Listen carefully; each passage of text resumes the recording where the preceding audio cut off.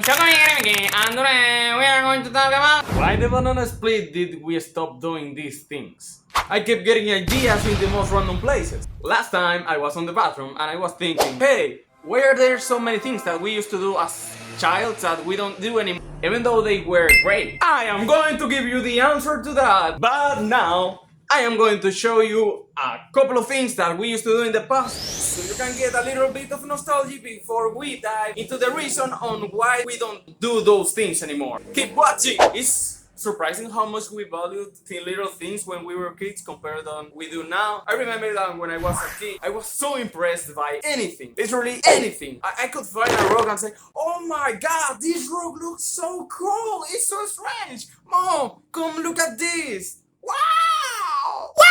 Some people, especially men, still keep that quality nowadays, but it's not the same as it used to be in a lot of different cases. For example, one exception is with the sticks. I don't have one right now, but you get the idea. It's almost like a genetic thing to men to like sticks and to play with them like they were swords, lightsabers, pistols, whatever thing you can imagine. It was all limited to our imagination, because if you give a man a stick, he will do a million things with it, because the possibilities are endless for him. For example, the toys! I remember when I was a kid and I got this, I was like, a Lego! Yes, it is the incredible Lego! A great builder, man! That's just a little bit of what our imagination used to be when we used to be kids. I remember playing each of my toys as 1 million different characters. I played the villain looking toy as the hero, as the helper, as the villain, as the friend of the villain, as the dog, as the robot, as the character that always dies first in movies, and so on. We only use them as decorations nowadays, like little toys in our bedrooms and things like that, but I won't criticize that because, yes, a little bit of change doesn't kill anybody. It's okay if you like to play with toys, but I understand that not everybody will like to do those things. But keep watching so you really get what I mean.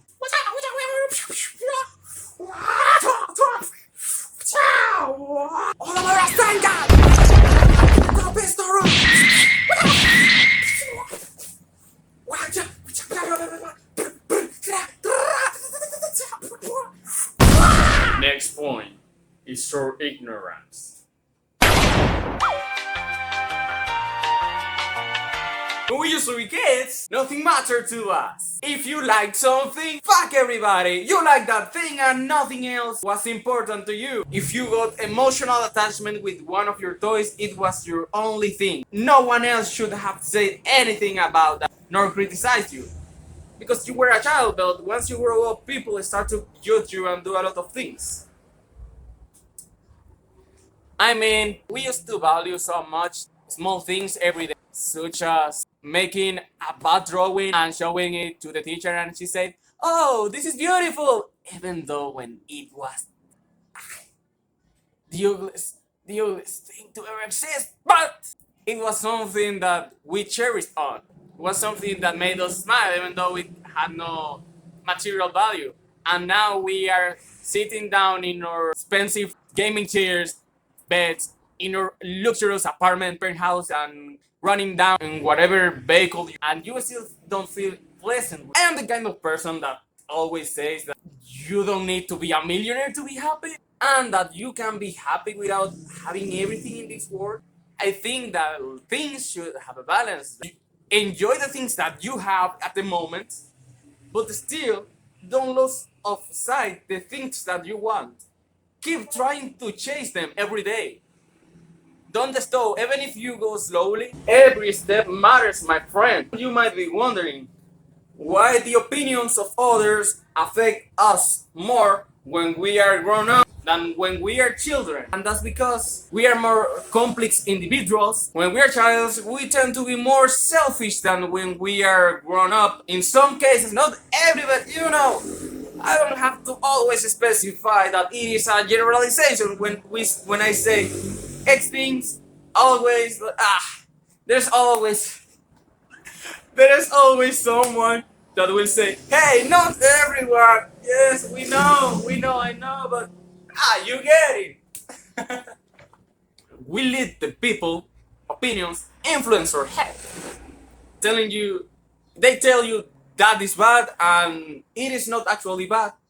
In some cases, please have criteria to analyze the things that I say. Please! I mean, the majority of the insecurities that people usually have are not theirs. They are insecurities from other people that were thrown at them. Imagine when you were starting your teenage year, you excitedly about a new thing and you were so proud with that thing, but someone came and said, "Yo, that thing is ridiculous!" And it impacted your heart harder than it should have been. And it was not your fault.